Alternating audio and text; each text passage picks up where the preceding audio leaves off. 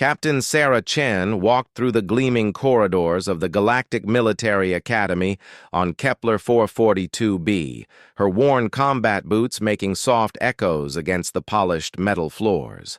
The other cadets moved past her like she was made of air, their alien forms tall and proud in their pristine uniforms. 3 months into her exchange program, and she might as well have been invisible. The Zephyrian students towered above her at nearly 8 feet tall, their blue-scaled skin shimmering under the artificial lights. They spoke in their musical language, casting sideways glances at the small human who dared walk among them. The Korthak delegation wasn't much better. Their 6-armed forms moved with fluid grace, but their compound eyes never seemed to focus on her directly. Sarah adjusted the strap of her tactical bag, feeling the weight of her personal weapons and equipment inside. Back home on Earth, that bag had been her lifeline through 7 years of the Centauri Wars. Here, it was just another reminder of how different she was from everyone else. "Excuse me," she said politely, as a group of Zephyrian cadets blocked her path to the strategy classroom. They didn't move. One of them, a particularly tall female with intricate scale patterns, looked right through her as if she wasn't there. Sarah sidestepped the group and continued walking. She'd learned not to take it personally. To these alien species, humans were the new kids on the galactic block. Earth had only joined the Galactic Federation 5 years ago, after proving themselves in the devastating war against the machine intelligence known as the Swarm. But being part of the Federation and being accepted were two very different things. The strategy classroom was already half full when Sarah entered. She chose her usual seat in the back corner, away from the clusters of alien students who had formed their natural social groups. Professor Vexhai, a distinguished Zephyrian with silver scales denoting his advanced age, was setting up holographic displays at the front of the room. "Today we will examine the Battle of Proxima Station," Professor Vexhai announced in accented galactic standard. "A textbook example of defensive strategy against overwhelming odds." Sarah's jaw tightened. She knew that battle intimately. She'd been there commanding the human defense fleet when the Swarm had launched their final desperate assault. She'd lost good friends that day, watched ships explode and brave souls die to protect the last human stronghold before Earth. The holographic display showed the massive space station orbiting Proxima Centauri, surrounded by the geometric formations of human ships. Sarah could see the tactical errors in the display immediately. Whoever had compiled this data had gotten several key details wrong. "The human commander made several critical mistakes," Professor Vexhai continued, highlighting portions of the display. "First, the defensive perimeter was too tight. Second, the reserve fleet was positioned poorly. These errors nearly cost them the battle." A Korthak student raised 2 of his arms. "Professor, how did the humans manage to win despite these obvious tactical blunders?" Professor Vexhai's scales rippled in what Sarah had learned was equivalent to a shrug. "Luck, mostly, and the Swarm's own strategic errors. The humans were simply fortunate that their enemy was even less competent than they were."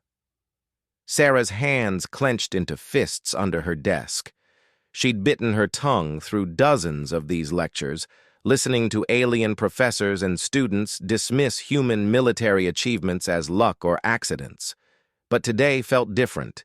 Today they were talking about her battle, her friends, her sacrifices.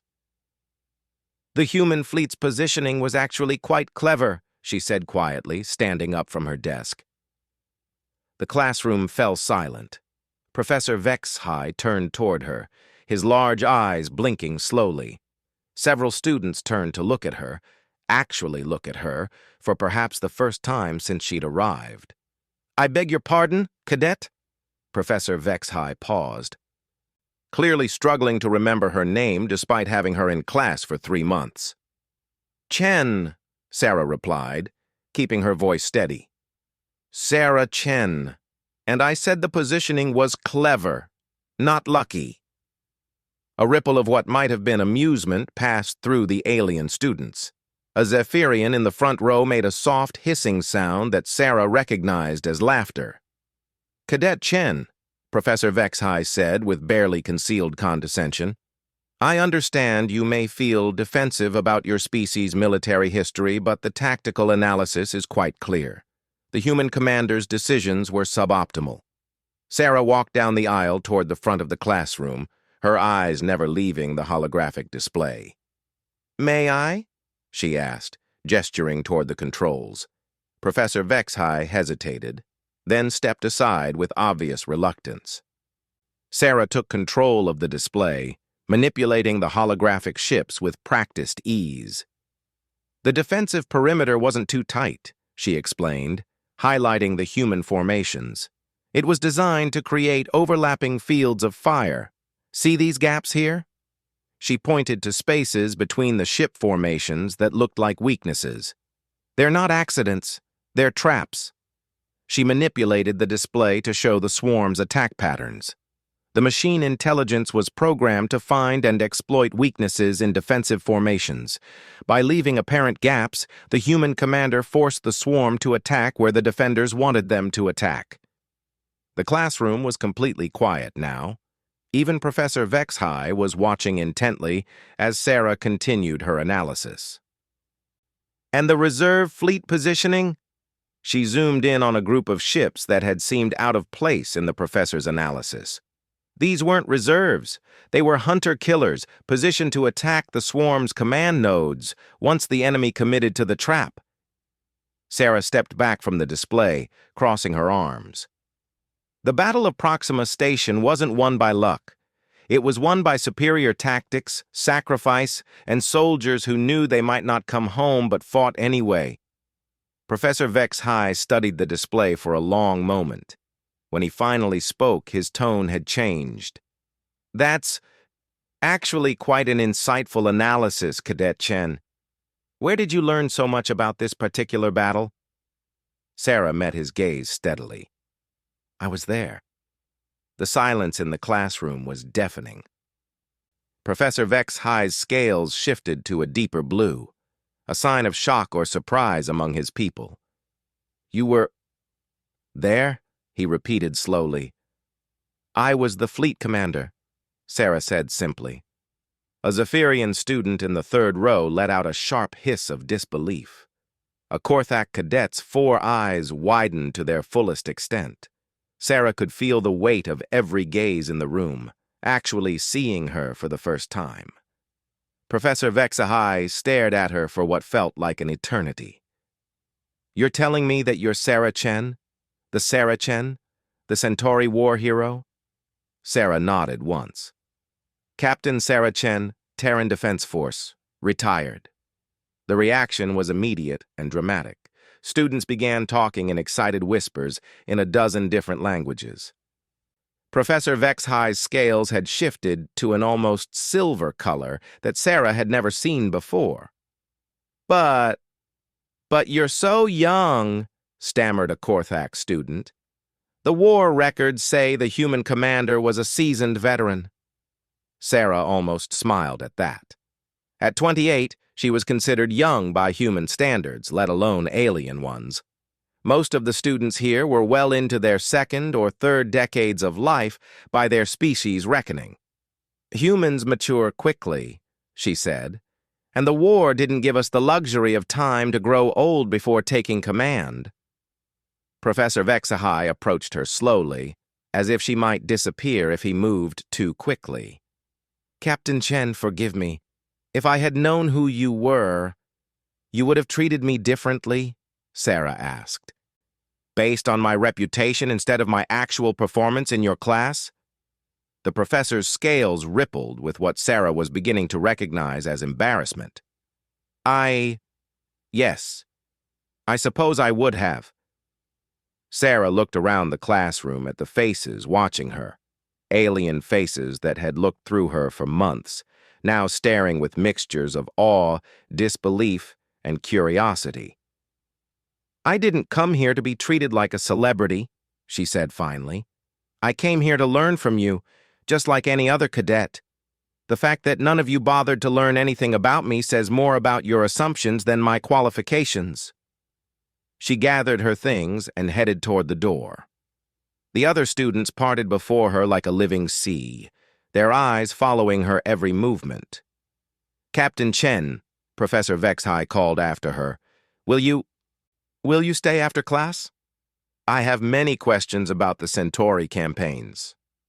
Sarah paused at the doorway without turning around. "I'll be in the archives if anyone wants to actually have a conversation instead of just staring." She left the classroom behind, hearing the explosion of excited chatter as soon as the door closed. For the first time since arriving at the academy, Sarah Chen wasn't invisible. But she wasn't sure yet if that was going to be better or worse. The corridors seemed different now as she walked toward the archives. Other students she passed did double takes, word apparently spreading quickly through the academy's communication networks. She caught fragments of conversations in various languages, her name being passed from one group to another like wildfire. Sarah found an empty study booth in the back of the archives and pulled up files on Galactic Federation military doctrine. She had reading to catch up on, regardless of whatever social chaos her revelation had caused. The work was what mattered, not the recognition. But as she read, she couldn't help wondering what her newfound visibility would bring. In her experience, being noticed usually meant trouble was close behind. And in a place where she was the only human among thousands of aliens, trouble could come in forms she wasn't prepared for. She pulled up the Academy's student roster, scrolling through the names and species classifications. For the first time, she began to wonder about her classmates' own backgrounds and achievements. If they had been treating her like a ghost, what stories might they be carrying that she had never bothered to learn? The irony wasn't lost on her. She'd criticized them for making assumptions while doing exactly the same thing herself. Sarah closed the files and leaned back in her chair, staring at the ceiling of the archives. Tomorrow would bring new challenges, new interactions, and probably new problems. But for the first time since arriving at the academy, she was curious to see what would happen next. The ghost had finally materialized. Now she would have to figure out what to do with her newfound substance in a world that suddenly wanted to touch her to make sure she was real. Sarah's morning routine hadn't changed, but everything else had.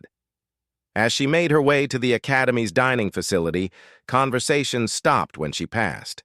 Groups of alien cadets openly stared, some pointing and whispering in their native languages.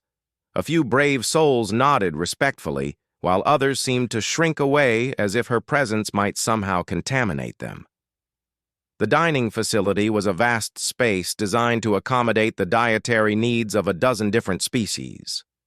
Sarah grabbed a tray of human-compatible food and looked around for an empty table, as had been her habit for months. But today was different. "Captain Chen!"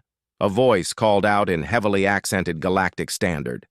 Sarah turned to see a young Korthak cadet approaching, all 6 arms moving in what she recognized as nervous excitement. "I am Cadet Thixera Moore. Might I join you for breakfast?" Sarah studied the insectoid alien. She was smaller than most Korthaks, with darker chitin and intelligent golden compound eyes. "Just Sarah is fine, and yes, you can sit." They found a table near the window overlooking the academy's training grounds. Thixera set down her tray of what looked like fermented plant matter and metallic supplements. "I must apologize," Thixera began, her 4 hands fidgeting with her utensils while the other 2 gestured expressively. "I have been in your tactical analysis class since the beginning of term. I did not realize that I had any actual experience," Sarah asked, taking a bite of synthetic protein that almost tasted like chicken. Thixera's antennae drooped in what Sarah was learning was embarrassment among her species. "We were told humans were new to galactic warfare, that your success against the swarm was unexpected." Unexpected is one way to put it. Sarah looked out at the training grounds where groups of cadets were practicing formation flying with individual jetpacks. What did your people think of the war? The Korthak Empire was skeptical, Thixra admitted. Our military advisors predicted human defeat within 6 months. When Earth held out for 7 years and eventually won, many of our strategists had to reconsider their assumptions about human capabilities. Sarah nodded slowly. She'd suspected as much. The Galactic Federation had officially supported humanity's fight against the swarm, but actual military aid had been minimal. Most alien species had apparently expected to be mourning humanity's extinction rather than welcoming them as new members. What made you want to come to the Academy? Sarah asked. Thixra's compound eyes brightened. I studied the Centauri campaigns in university. The tactics were unlike anything in our military doctrine. Chaotic, improvisational, but somehow effective. I wanted to understand how humans think about warfare. And now you're sitting across from one of the commanders you studied. Yes, Thixra said quietly. It is quite surreal. Their conversation was interrupted by the approach of a group of Zephyrian cadets. The leader was the tall female with intricate scale patterns who had looked through Sarah in the hallway the previous day. Her scales were currently a deep blue that Sarah was beginning to recognize as aggression or challenge. So the little human finally reveals herself, the Zephyrian said, her voice carrying the musical quality of her species, but with an underlying edge. Captain Chen, the famous war hero, hiding among us students like a spy. Sarah set down her utensil and looked up at the alien. She was even taller up close, with scales that seemed to shimmer with their own light. I wasn't hiding. I was studying, same as everyone else. Were you? The Zephyrian leaned forward, placing her long-fingered hands on the table. Or were you gathering intelligence on Federation military doctrine? Learning our weaknesses? Sarah felt the dining hall growing quieter around them. Other students were watching the confrontation with obvious interest. Thixra's antennae were twitching nervously. What's your name, cadet? Sarah asked calmly. Sub-Commander Zarane Vos, the Zephyrian replied proudly. Third daughter of Admiral Vos, of the Zephyrian Fifth Fleet. Ah, Sarah thought. Military aristocracy. That explained the attitude. Well, Sub-Commander Vos, Sarah said, standing up slowly. Even standing, she barely reached the alien's chest, but she met her gaze steadily. If I were gathering intelligence, don't you think I'd be trying a little harder to make friends, instead of sitting alone in the back of classrooms for 3 months? Zarane's scales rippled with what might have been amusement. Perhaps humans are simply poor at espionage. Or perhaps, Sarah said quietly, humans have better things to do than spy on allies who have already made it clear they don't consider us equals. The challenge hung in the air between them. Zarane's scales had shifted to a brighter blue, almost electric. Around them, the dining hall had gone completely silent. You think yourself our equal? Zarane asked. Your species has been spacefaring for barely a century. My people have been warriors for 1,000 years. Sarah smiled, and something about that smile made several nearby aliens take a step back. Your people have been warriors for 1,000 years, she agreed. And in all that time, with all that experience and tradition and military wisdom, how many machine intelligences have you defeated? Zarane's scales flickered. The swarm was unique. The swarm was terrifying, Sarah interrupted. It adapted to everything your military doctrines taught it. Every traditional strategy, every classical maneuver, every proven tactic. The swarm learned them all and turned them against you. That's why the Federation couldn't stop it. Sarah took a step closer to the towering alien. You want to know what made the difference? What gave humanity the edge that 1,000 years of warrior tradition couldn't provide? Zarane said nothing, but her scales had shifted to a color Sarah had never seen before, a deep purple that seemed almost black. Desperation, Sarah said simply. When you have 1,000 years of military tradition, you have 1,000 years of established thinking, rules about what works and what doesn't, lines you don't cross, methods you don't use because they're not proper warfare. She gestured around the dining hall. Every species here fought the swarm according to their traditions. The Korthax used their precise formation tactics. The Zephyrians employed their elegant fleet maneuvers. The hegemony deployed their overwhelming firepower. And the swarm learned from all of it, adapted to all of it, and started winning against all of it. Sarah's voice grew quieter, but somehow carried throughout the silent dining hall. Humans didn't have traditions to fall back on. We didn't have elegant strategies or time-tested doctrines. We had desperation and the absolute certainty that if we lost, our species would be extinct. So we tried everything, even the things that weren't supposed to work, especially the things that weren't supposed to work. She looked directly into Zarane's large eyes. We didn't win because we were better warriors than your people. We won because we were more desperate. And desperation makes you do things that 1,000 years of military tradition would never allow. The dining hall remained silent for a long moment. Then, slowly, Zarane straightened up, her scales shifting to what Sarah was beginning to recognize as respect, a pale gold color. That, Zarane said quietly, is not what they teach in our military academies. No, Sarah agreed. It wouldn't be. Because admitting that desperation can defeat tradition means admitting that all your carefully structured military hierarchies might not be as valuable as you think they are. Zarane studied her for another moment, then did something that surprised everyone in the dining hall. She sat down at Sarah's table without being invited. "Tell me about the Battle of Titan Station," she said. "Our instructors say it was impossible to win with the forces you had." Sarah glanced at Thixera, who was watching the exchange with fascination, then back at Zarane. "It was impossible to win with traditional tactics," she said, sitting back down. "So we didn't use traditional tactics." Over the next hour, Sarah found herself describing battles she had tried to forget, explaining decisions that had cost lives and saved worlds. More cadets joined their table, a mixed group of species who had never sat together before, united by curiosity about the human perspective on warfare. She told them about the Battle of Titan Station, where humanity had sacrificed an entire fleet to destroy a single swarm command ship. About the defense of Luna, where human pilots had used their own ships as guided missiles when they ran out of ammunition. About the desperate last stand at Proxima Station, where every human who could hold a weapon had fought in the corridors of the space station itself.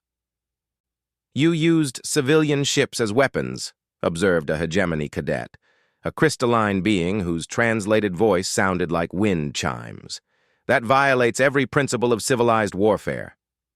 "Yes," Sarah agreed. "It does.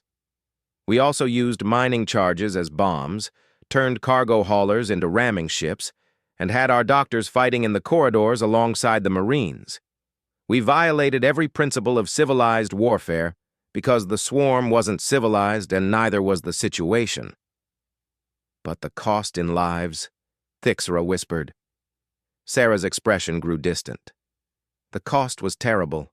We lost 60% of our active military personnel, entire families, bloodlines that had served for generations, wiped out in single battles, ships with crews of thousands, sacrificed to destroy enemy targets." She looked around the table at the alien faces watching her. "But the alternative was extinction.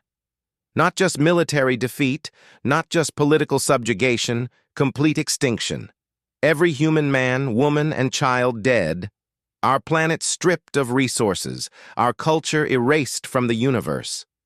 When those are the stakes, you stop worrying about civilized warfare and start worrying about survival."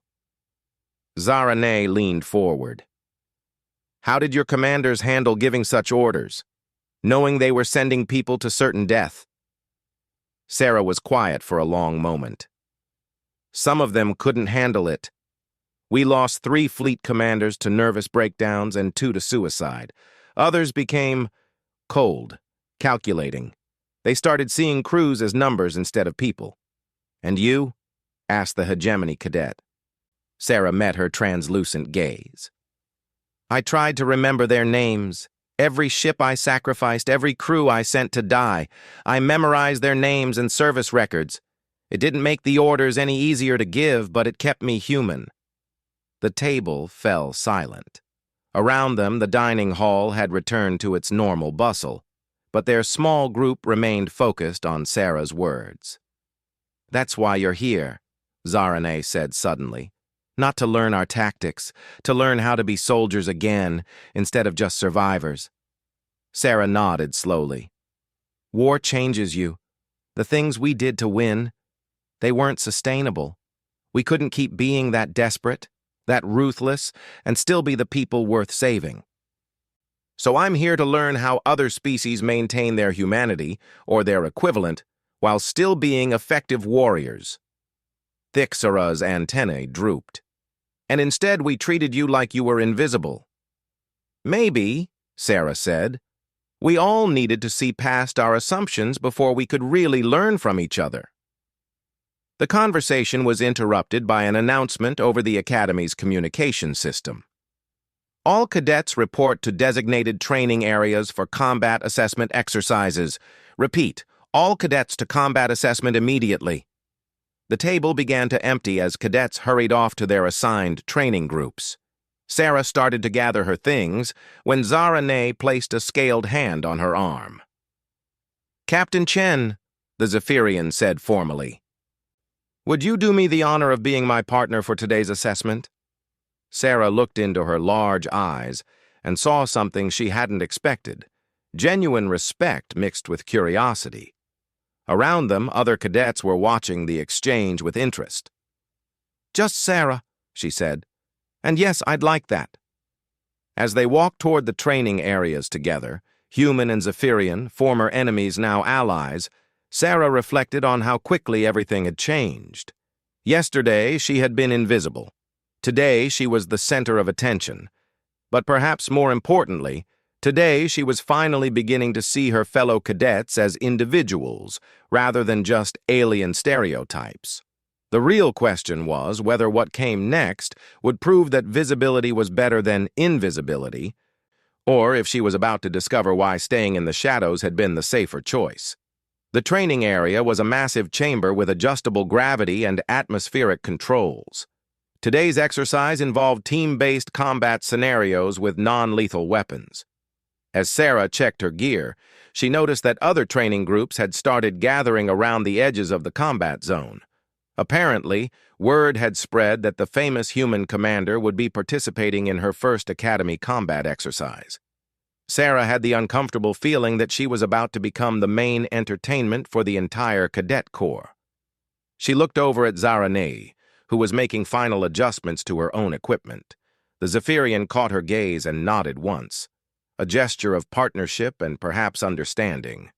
Whatever happened next, Sarah Chen was no longer fighting alone. For better or worse, she had allies now. The question was whether they would help her succeed or simply provide her with a bigger audience for potential failure. The exercise announcement echoed through the training area, and Sarah took a deep breath. It was time to find out if the legendary Captain Chen could live up to her reputation when everyone was watching. The combat assessment arena hummed with energy barriers and holographic terrain generators. Sarah checked her non-lethal pulse rifle one last time, feeling the familiar weight of weapons in her hands. Around the perimeter of the training space, what looked like half the academy had gathered to watch. Word travels fast in a closed community, and apparently everyone wanted to see the legendary human commander in action. Nervous? Zarane asked, her scales shifting to a pale yellow that Sarah had learned indicated curiosity mixed with anticipation. Always, Sarah replied honestly. Nervousness keeps you alive. Overconfidence kills you. The training instructor, a massive hegemony warrior whose crystalline form caught and reflected the arena's lights, called for attention. Today's exercise, urban assault. Teams of 6, mixed species composition. Objective, secure the command center while preventing enemy teams from doing the same. 4 teams total. Rules of engagement are standard non-lethal protocols. Sarah looked around at their assigned team. Besides herself and Zarane, they had Thixra, a quiet Valdorian whose species resembled mobile plants, a hegemony cadet who looked young even by crystalline standards, and a Turcan whose fur was an unusual silver color that suggested either age or stress. Team assignments are final, the instructor continued. Team Alpha, Zarane commanding. Team Beta, Cadet Morthak commanding. Team Gamma, Sub-Commander Kesserall commanding. Team Delta, Captain Chen commanding. Sarah blinked in surprise. She hadn't expected to be given command, especially not over cadets who outranked her in the academy hierarchy. Around the arena, she could hear murmurs of confusion and anticipation. "Sir," Zarane protested, "Captain Chen is assigned to my team." The instructor's crystalline head turned toward her. "Change of plans, Sub-Commander. Captain Chen will lead Team Delta. You'll have Cadet Vorin as replacement." Sarah watched as Zarane's scales shifted to a deeper blue. The Zephyrian was clearly displeased with the sudden change, but she nodded professionally and moved to join her new team. "Team Delta, assemble," the instructor called. Sarah's new team approached her with obvious uncertainty. Her assigned members were an eclectic mix: a young Korthak male whose chitin was still the bright green of adolescence, a Zephyrian female with nervous scale patterns, a Turcan engineer whose tools suggested a support role rather than combat training, a Valdorian who moved with the deliberate slowness of her plant-like species, and a hegemony cadet whose crystalline structure was shot through with veins of blue that indicated anxiety. None of them looked particularly confident about following a human into combat. "What are your names and specializations?" Sarah asked as they gathered in their starting position. "Cadet Rixon Tor," said the young Korthak, all 6 arms fidgeting with his equipment. "Communications and tactical coordination." "Cadet Yasara," the Zephyrian female said quietly. "Long-range marksmanship." "Engineer Kelvin Brass," the Turcan said in heavily accented standard. "Demolitions and field fortification." "Cadet Vel'ith," the Valdorian spoke with the slow, considered pace of her species. "Medical support and environmental analysis." "Cadet Shard," the young hegemony member said, his translated voice carrying harmonics that suggested he was even younger than he looked. "Electronic warfare and sensor operations." Sarah studied her team. None of them were front-line combatants except possibly Yasara, and even she looked more comfortable with a sniper rifle than assault tactics. It was exactly the kind of team human commanders had learned to work with during the worst days of the war. Specialists pressed into combat roles they weren't trained for. "All right," Sarah said, pulling up the arena's tactical display on her wrist unit. "Urban assault. 4 teams, 1 objective. Classic scenario. What's the standard approach taught here at the academy?" Rixon's antennae perked up. "Direct assault on the objective, with teams competing to reach it first. Standard formation advance with covering fire." "And how well does that usually work?" The young Korthak's mandibles clicked in what Sarah recognized as embarrassment. "Most exercises end with heavy casualties and frequently no team successfully securing the objective." Sarah nodded. "Right. So we're not doing that." She manipulated the tactical display, highlighting various features of the urban terrain. "Look at this setup. 4 teams, all starting equidistant from the center.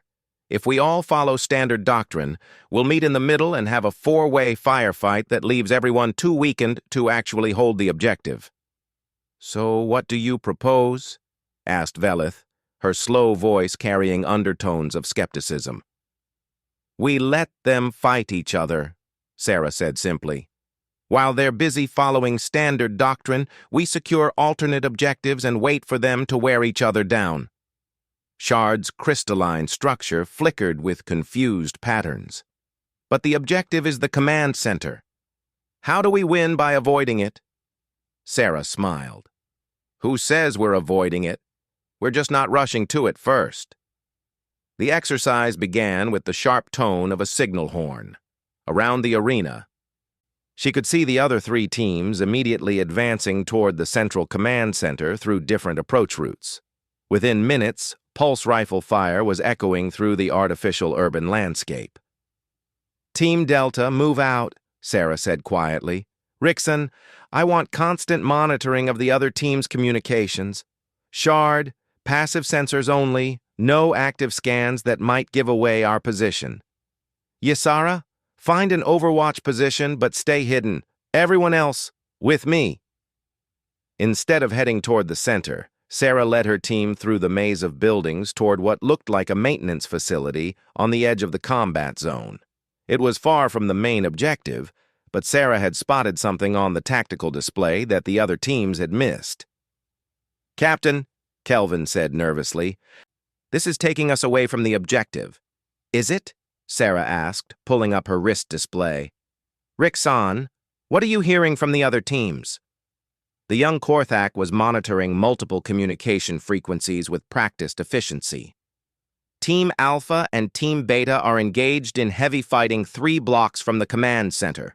Team Gamma is attempting to flank around them, but walked into a crossfire. And their status? Team Alpha has lost 2 members. Team Beta is down to 4 effective. Team Gamma is requesting medical support. Sarah nodded grimly. Exactly what I expected. Kelvin, tell me what you see about this building we're approaching. The Turcan engineer studied the structure through his equipment scanner. It's a power distribution facility. Feeds electricity to about 60% of the combat zone, including... His eyes widened as he realized what Sarah had spotted. Including the command center, Velith finished, her slow voice carrying new understanding. Right, Sarah said. Shard, can you access the building's systems remotely? The young hegemony cadet's crystalline form pulsed with excited energy. Yes, but why would we want to... He stopped mid-sentence as the implications hit him. Oh, that's clever. What's clever? Ysara asked through the team's communication system from her overwatch position. Sarah was already working on the facility's entrance with tools that were officially for emergency situations, but worked just fine for unofficial ones. We're going to change the rules of engagement. Inside the power facility, Shard interfaced directly with the building's computer systems, while Kelvin set up monitoring equipment. Within minutes, they had complete control over the electrical grid for most of the combat zone. Status report, Sarah requested. Teams Alpha and Beta are still engaged, Rickson reported. Team Gamma has regrouped and is making another assault on the command center. They've managed to reach the outer perimeter. Perfect timing, Sarah said. Shard, cut power to the command center's defensive systems. Leave everything else online. The young hegemony cadet's form flickered with uncertainty. Captain, is that allowed under the exercise rules? Sarah checked her copy of the exercise parameters. The rules say we need to secure the command center while preventing other teams from doing the same. They don't specify how we accomplish that objective. But this seems like cheating, Velith said slowly. Sarah looked around at her team of specialists and support staff. When you're outgunned, outnumbered, and facing enemies with superior training and equipment, is using unconventional tactics cheating, or is it survival? She activated her team's communication system. This is Captain Chen to all teams. I'm broadcasting on emergency frequency under combat regulations. Teams Alpha, Beta, and Gamma. You are all fighting for an objective that has been compromised. The command center's defensive systems have been disabled, and the facility is no longer strategically viable. Static filled the communications channel for a moment before Zarane's voice came through. Captain Chen, what have you done? I've changed the battlefield, Sarah replied. Your teams have been fighting each other for 20 minutes over an objective that I've already neutralized. You can continue fighting over a useless building, or you can acknowledge that the exercise has been completed. Through Shard's sensors, Sarah could monitor the other team's positions. They had all stopped fighting and were apparently having heated discussions among themselves. "This is Sub-Commander Kesserall," came a new voice over the communication system. "You haven't secured the command center. You've just disabled it. That doesn't constitute mission completion." Sarah smiled. "Shard, bring the command center systems back online under our control." The young hegemony cadet's form pulsed with understanding as he rerouted the facility's control pathways. Within seconds, Sarah's wrist display showed that her team now had complete access to the command center's systems. "Command center secured," she announced. "All defensive systems online and under Team Delta control. Exercise complete." The silence over the communication channels was deafening. From her position outside the arena, the crystalline instructor's voice boomed across the training area. "Exercise terminated. All teams report for debriefing." As Sarah's team made their way back to the assembly area, she could see the other teams emerging from their positions throughout the urban terrain. Their equipment showed the wear of sustained combat, and several cadets were being assisted by medical staff. Evidence of the kind of intense fighting that the Academy's non-lethal weapons still made quite painful. Team Alpha approached first, with Zarane leading. Her scales were a color Sarah had never seen before, a deep orange shot through with silver patterns. That, Zarane said without preamble, was the most frustrating and educational 25 minutes of my Academy career. "Frustrating how?" Sarah asked. "We spent the entire exercise fighting each other for an objective you secured without firing a shot. My team has 17 hits from pulse weapons. Kesserall's team has 22. And Morthak's team is half disabled. Meanwhile, your team doesn't have a single combat injury." Thixra approached from Team Beta, her compound eyes bright with excitement. "Captain, how did you know about the power facility? It wasn't marked as strategically significant on the tactical displays." Sarah shrugged. "During the war, we learned to look beyond the obvious targets. Sometimes the most important objective isn't the one everyone's shooting at." The instructor strode over to their group, his crystalline form reflecting the arena's lights in complex patterns. "Cadet teams assemble for exercise analysis." When all 4 teams had gathered, the instructor began his review. Today's exercise was designed to test tactical thinking under pressure and the ability to adapt to changing battlefield conditions. Team Alpha, Beta, and Gamma all followed standard assault doctrines with competent execution but predictable results. The instructor turned toward Sarah's team.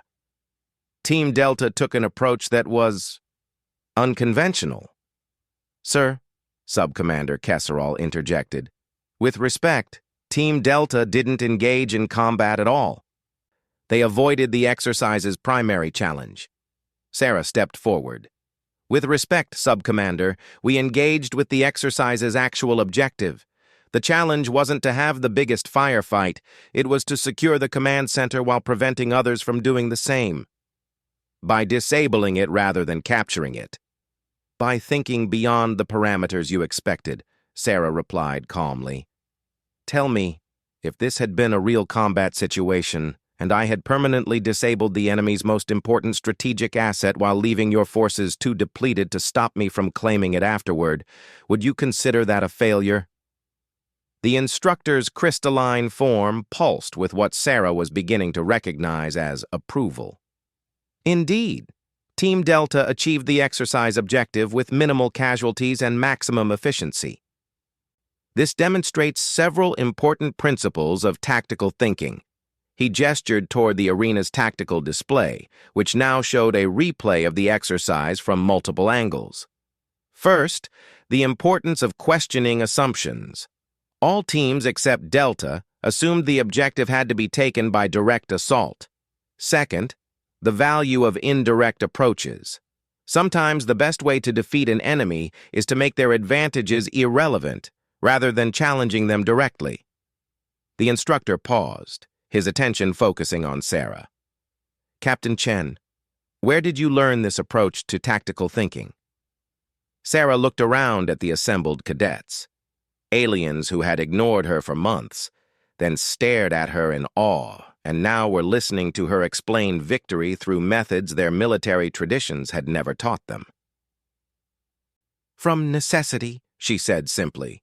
"Human military doctrine isn't thousands of years old like yours. We had to learn by doing, and most of what we learned came from situations where following standard approaches meant certain death." Zaranay's scales had shifted to a pale gold. "So you fight like this because you don't know the proper way?" Sarah nodded. "Exactly. And sometimes not knowing the proper way is an advantage, because the proper way is exactly what your enemy expects you to do." The debriefing continued for another hour, with cadets from all teams asking questions about human tactical thinking. Sarah found herself explaining concepts that seemed obvious to her, but were apparently revolutionary to species with established military traditions. As the session ended and cadets began dispersing to their next classes, Sarah found herself surrounded by her own team members. "Captain," Shard said, his crystalline form pulsing with excitement, "that was amazing. I've never seen tactical thinking like that." "It wasn't just the tactics," Velith added slowly. "It was how you used our specializations. You turned a support team into an effective combat unit without anyone having to do jobs they weren't trained for." Rixan's antennae were practically vibrating with enthusiasm. "When can we do this again? I want to learn more about human tactical approaches." Sarah looked around at their eager faces. Aliens who an hour ago had been nervous about following her into a simple training exercise and were now excited about learning her methods. "Well," she said, "I still have 6 months left at the academy. I suspect there will be plenty of opportunities."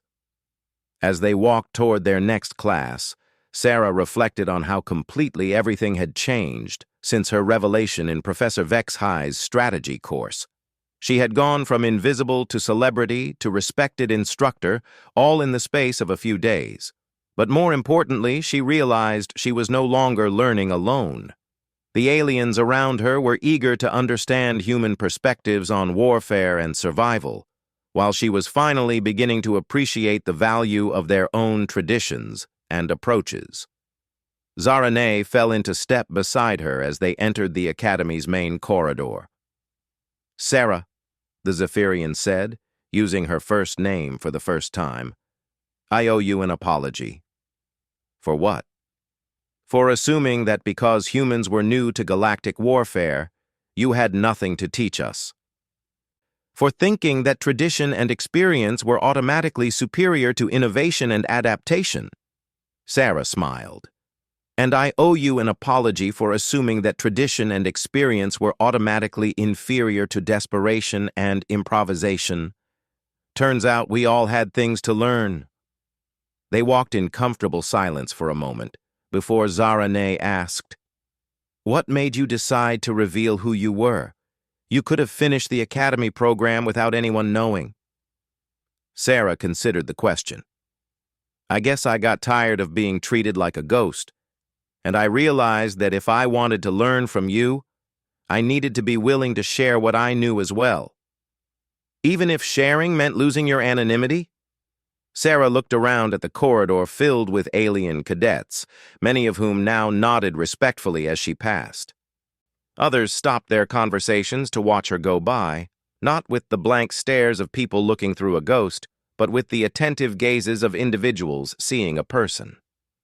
"Especially because sharing meant losing my anonymity," she said. "Turns out being invisible isn't the same thing as belonging, and I came here to belong, not just to hide." As they reached their classroom, Sarah Chen, battle-hardened veteran, war hero, and no longer invisible student, realized that she had finally found what she had been looking for at the academy. Not just military knowledge or tactical training, but a place where her experiences were valued and her perspectives were welcomed. She was no longer a ghost haunting the corridors of the Galactic Military Academy.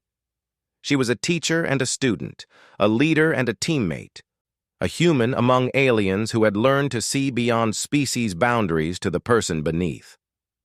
The war had made her a hero, but the Academy had made her something equally important. A bridge between worlds, showing that strength came not just from desperation and innovation, but from the willingness to learn from others while sharing what you had learned yourself. As she took her seat in class, surrounded by aliens who were no longer strangers but colleagues and friends, Sarah smiled. For the first time in years, she was exactly where she belonged.